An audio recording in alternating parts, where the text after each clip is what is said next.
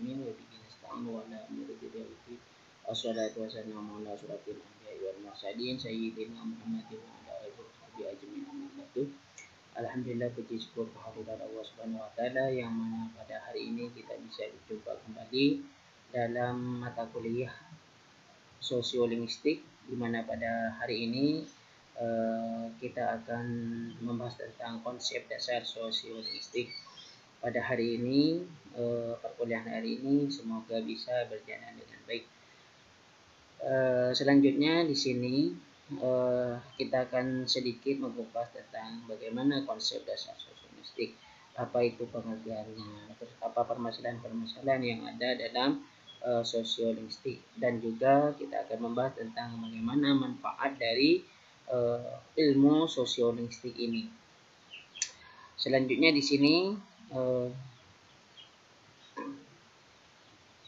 sini saya memiliki peta ya, atau peta dunia. Di sini dalam sebuah peta ini terdapat beberapa bahasa yang ada di dunia ini. Di belahan bumi ini terdapat banyak bahasa. Di sini sudah dijelaskan ada bahasa Nordik, Jerman, bahasa Inggris, Greek, Dutch, Italian, Portugis, Prancis, bahasa Spanyol dan sebagainya. Di sini dari berbagai wilayah yang ada di Indonesia melahirkan berbagai banyak bahasa. Mengapa di dunia ini tidak memiliki hanya monolinguistik atau hanya satu bahasa? Tentunya peran masyarakat di sini akan memiliki peran yang sangat penting, sehingga bahasa di dunia ini bermacam-macam. Tidak jauh saja di Indonesia misalkan ini, di sini Indonesia yang menyakup adalah bahasa Melayu. Mungkin kita ketahui bahwa Indonesia adalah bahasa resminya adalah bahasa Indonesia yang diangkat dari bahasa Melayu.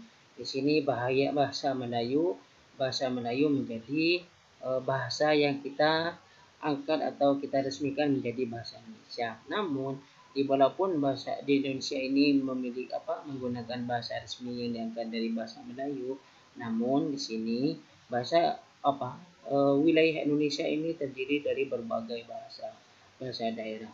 Salah satunya adalah bahasa Jawa, bahasa Sunda, Batak, bahasa Madura, seperti itu. Ini di wilayah Indonesia saja ada beberapa bahasa, apalagi yang mencakup di belahan dunia. Ini yang kita perlu diketahui, bahwa dengan berbagai banyak bahasa, dengan berbagai belahan dunia, maka bahasa ini bermacam-macam seperti itu. Ini ada bahasa Arab ya. Di sini ada bahasa Cina Mandarin, ada bahasa Jepang, ada bahasa Korea, ada bahasa Filipina. Di sini juga ada bahasa Afrika, bahasa Brazil dan sebagainya. Di sinilah kita mengetahui bahwa dari berbagai masyarakat ini memiliki berbagai bahasa, dari berbagai daerah, dari berbagai belahan dunia, dari berbagai negara itu memiliki bahasa. Selanjutnya di sini, kita ketahui misalkan saja ucapan sapa dari berbagai bahasa dunia ini bermacam-macam ya. Ini bisa diketahui dari tadi sudah dijelaskan bahwa di berbagai belahan dunia berbagai macam. Di sini misalkan kata sapa hello, halo. Ya, halo. Di sini ada hola, di sini ada ni hao, sawadee, kemcho, marhaba. Ini menunjukkan bahwa walaupun hanya ucapan sapa, tapi dalam menyampaikan itu bermacam-macam seperti itu. Oleh karena itu, inilah salah satu pembahasan yang ada dalam dalam sosiolinguistik seperti itu. Selanjutnya kita akan membahas sedikit pengertian sosiolinguistik. Di sini sosiolinguistik merupakan ilmu antardisiplin antara sosiologi dan linguistik. Jadi kita ketahui bahwa sosiolinguistik ini terdiri dari sosiologi dan linguistik ya. Jadi sosiologi ini membahas tentang ilmu kemasyarakatan. Artinya ilmu masyarakat atau peran serta masyarakat yang ada di sekitar. Sedangkan linguistik ini merupakan ilmu yang membahas tentang bahasa. Jadi di sini sosiolinguistik ini membahas tentang kemasyarakatan dan juga bahasa. Selanjutnya, sosiologi berusaha mengetahui bagaimana masyarakat itu terjadi berlangsung dan tetap ada. Jadi di sini antara sosiologi, artinya sosiologi ini berkaitan tentang masyarakat ya, yang masyarakat terjadi, apa yang terjadi. Ya, sedangkan linguistik ini bidang ilmu yang mempelajari bahasa atau bidang ilmu yang mengambil bahasa sebagai objek kajiannya. Jadi seperti ini. Jadi ini merupakan sosiolinguistik, merupakan ilmu interdisipliner ya, gitu. Jadi kita bisa simpulkan bahwa sosiolinguistik merupakan studi yang mempelajari pengaruh sosial terhadap bahasa yang digunakan dan efek penggunaan bahasa dalam masyarakat. Artinya, dalam pengaruh sosial yang ada di masyarakat ini akan mempengaruhi bahasa yang digunakan oleh masyarakat tersebut. Sedangkan juga bahasa yang digunakan juga berkaitan atau mempengaruhi dari pengaruh sosial yang ada. Jadi artinya dalam ilmu sosiolinguistik ini ada pengaruh-pengaruh sosial terhadap bahasa yang digunakan dan juga efek penggunaan bahasa dalam masyarakat. Ya, seperti itu. Jadi ada kaitannya antara masyarakat dengan bahasa dan juga bahasa dengan masyarakat. Selanjutnya di sini menurut Brown dan Dickey di sini menyatakan bahwa sosiolinguistik mengkhususkan kajiannya pada bagaimana bahasa berfungsi di tengah masyarakat. Artinya bagaimana sebuah kajian dari bahasa itu sendiri bisa berfungsi ya di tengah masyarakat. Seperti apa saja bahasa yang berfungsi di masyarakat seperti itu. Jadi peran-peran bahasa yang ada di masyarakat ini menjadi salah satu kajian dalam sosiolinguistik. Dan juga sosiolinguistik berupaya menjelaskan kemampuan manusia menggunakan aturan-aturan bahasa secara tepat dalam situasi yang bervariasi. Jadi manusia ini adalah makhluk sosial sehingga membutuhkan manusia yang lain untuk memenuhi kebutuhannya. Namun dalam pemenuhan tersebut dibutuhkan komunikasi dan interaksi. Dengan menggunakan komunikasi dan interaksi, maka digunakanlah juga berbahasa. Oleh karena itu, dengan menggunakan bahasa ini, bagaimana bahasa yang digunakan itu secara tepat sesuai dengan aturan dengan menjaga kemampuan manusia seperti itu. Dari berbagai situasi dan variasi ini, apakah yang terjadi di masyarakat ini sudah menggunakan aturan-aturan bahasa seperti itu. Selanjutnya di sini juga disebutkan sosiolinguistik juga menyangkut individu. Sebab unsur yang sering terlihat melibatkan individu sebagai akibat dari fungsi individu sebagai makhluk sosial yang tadi sudah saya jelaskan bahwa setiap individu itu membutuhkan individu yang lain. Jadi ketika seorang itu bercakap-cakap, bagaimana situasi tuturnya, tindak tuturnya dan sebagainya.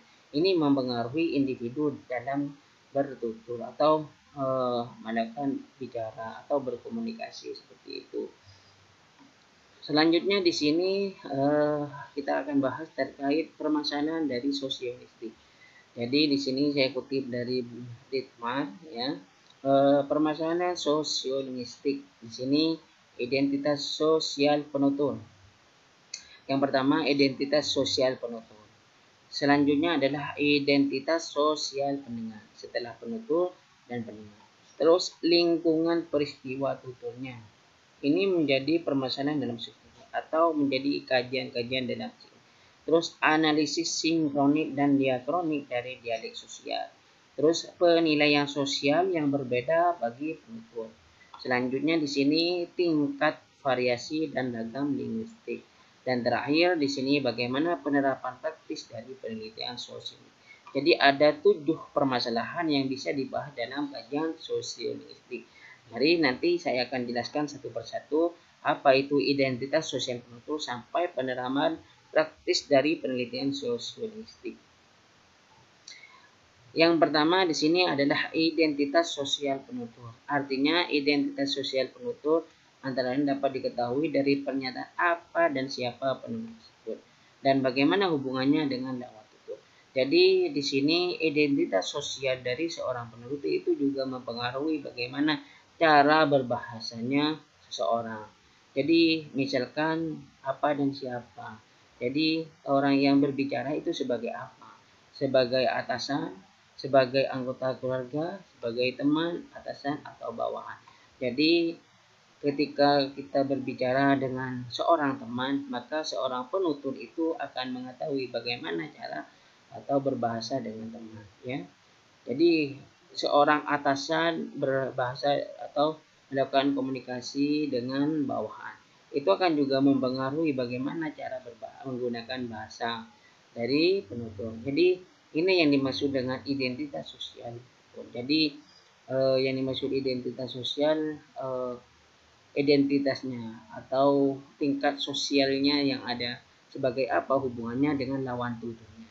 Selanjutnya di sini adalah identitas sosial pendengar. Jadi hampir sama dengan di atas. Sedangkan di sini identitas sosial dari pendengar tentu harus dilihat dari pihak penutur. Jadi orang yang misalkan berbicara dengan pendengarnya adalah seorang atasan.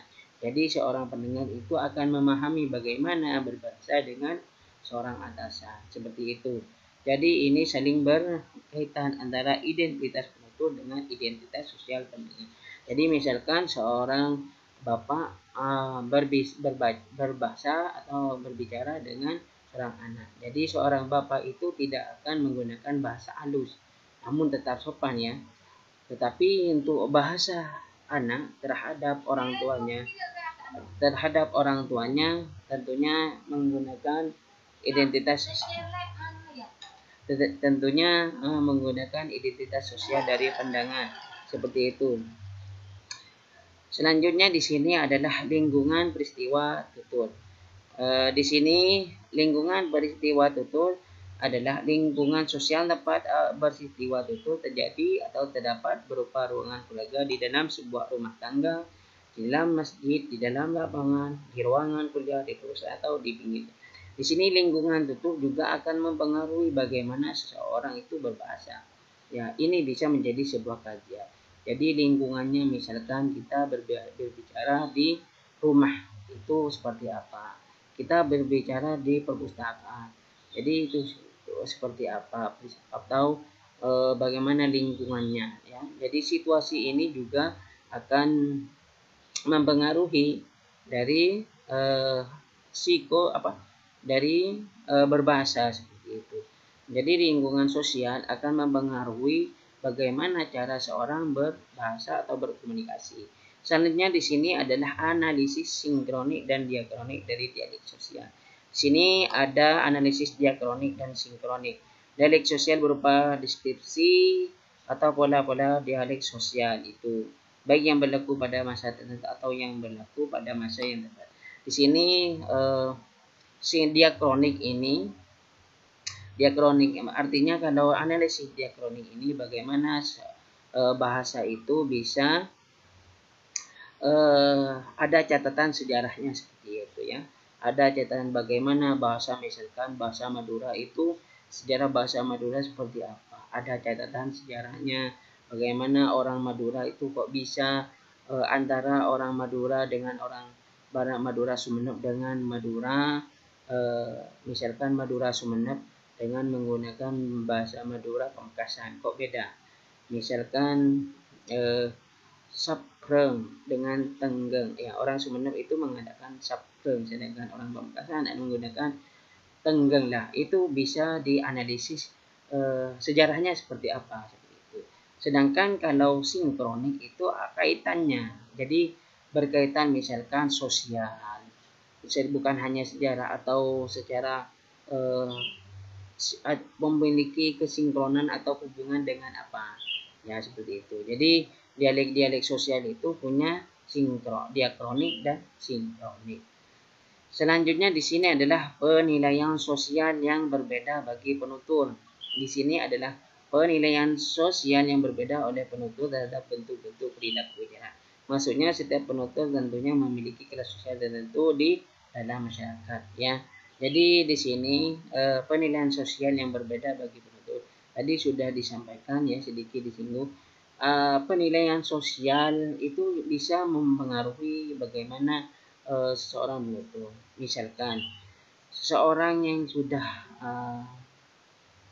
memiliki kelas sosial yang tinggi, misalkan seorang pejabat atau kiai, itu dianggap memiliki kelas sosial yang tinggi, itu akan mempengaruhi bagaimana cara berbahasanya. Baik itu yang berbicara, seorang kiai berbahasa bertutur tentunya akan menggunakan ilmu-ilmu pengetahuan yang sudah bagus, seperti itu, memberikan contoh yang bagus. Sedangkan misalkan para masyarakat yang ada di sekitar itu bagaimana menggunakan bahasa kepada seorang kiai, misalkan dengan bahasa Maduranya itu apesah seperti itu, atau berbahasa dengan yang sopan ya seperti itu. Kalau dalam bahasa eh, bahasa Maduranya itu engki punten seperti itu. Jadi itu makanya ada tingkat engki punten, enja iya, engki punten kan seperti itu. Itu ada penilaian sosialnya seperti itu. Bagaimana menggunakan tingkatan bahasa. Terus tingkatan variasi dan ragam linguistik. Ya, di sini ada heterogennya anggota suatu masyarakat tutur, adanya berbagai fungsi yang bahasa, serta adanya tingkat kesempurnaan kode, maka alat komunikasi manusia yang disebut bahasa itu sangat menjadi bervariasi ya. Tadi sudah banyak variasi, kalimat sapa atau kata sapa saja itu banyak macamnya seperti itu. Ini merupakan variasi dan ragam linguistik ya, seperti itu yang bisa kita diangkat atau menjadi kajian-kajian dalam sosiolinguistik seperti itu. Jadi di sini ada tingkat variasi, misalkan bagaimana bahasa lisan menggunakan ragam bahasa tulis seperti itu. Jadi ada perbedaan. Terus bagaimana bahasa seorang jurnalis itu akan berbeda dengan seorang tukang ceramah atau penceramah seperti itu. Terus penerapan praktis dari penelitian sosiolinguistik. Di sini topik yang membicarakan kegunaan linguistik untuk mengatasi masalah praktis dalam masyarakat. Jadi kajian yang terakhir ini bagaimana sosiolinguistik itu bisa berperan penting secara bisa diteliti ya seperti itu.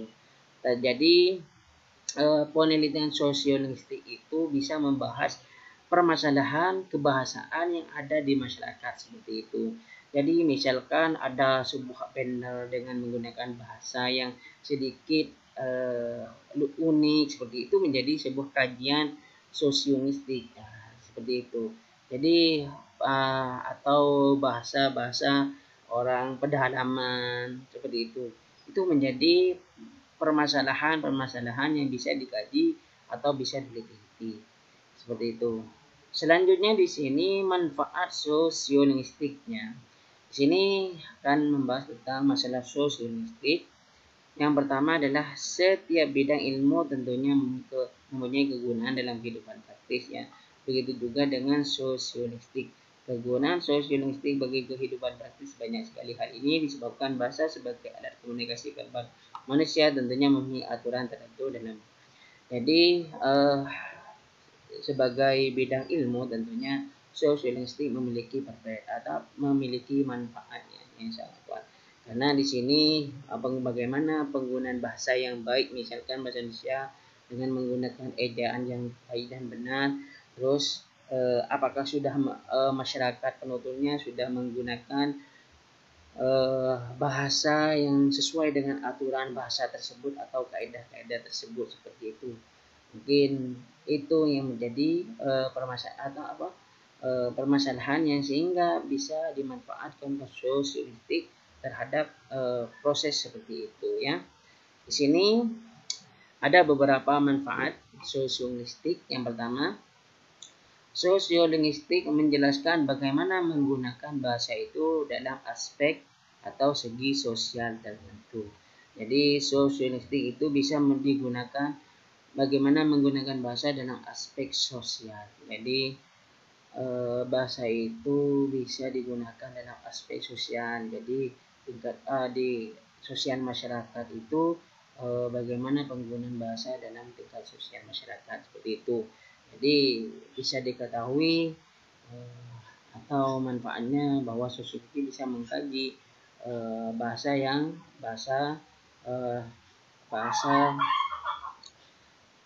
dikaji adalah bahasa dalam aspek sosial ya seperti itu. Selanjutnya kedua, Sosiolinguistik memberikan pedoman kepada kita dalam berkomunikasi dengan menggunakan bahasa, ragam bahasa atau gaya bahasa yang dipakai.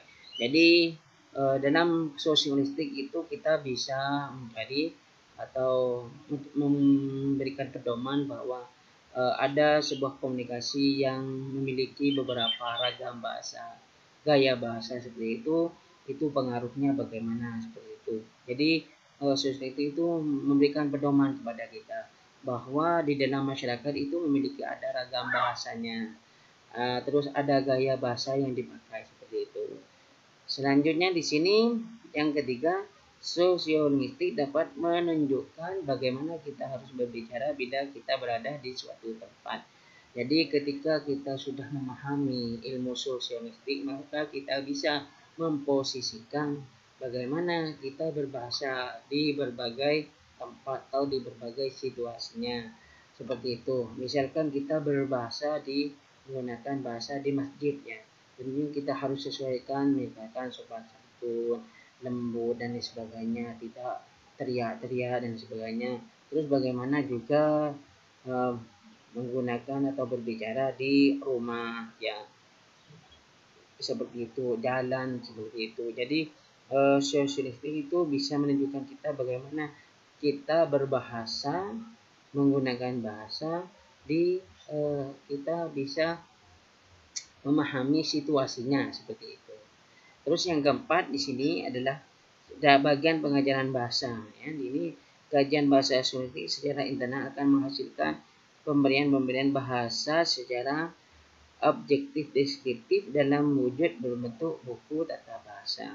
Jadi dalam kajian sosiolinguistik dalam pengajaran ini manfaatnya itu bagaimana sosiolinguistik itu memberikan tatanan bahasa seperti itu dengan melihat aspek masyarakat. Jadi masyarakat itu sudah dilihat bagaimana dipetakan bagaimana penggunaan bahasanya seperti itu.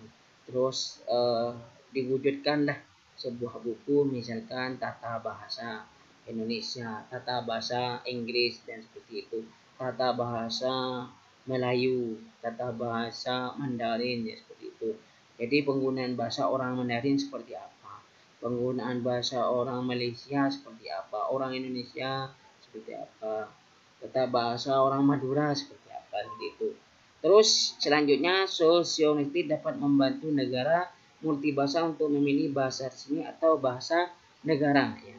Di sini salah satu manfaatnya juga bagaimana sebuah negara yang memiliki berbagai bahasa, misalkan di Indonesia ini, untuk menentukan menggunakan bahasa resminya seperti apa.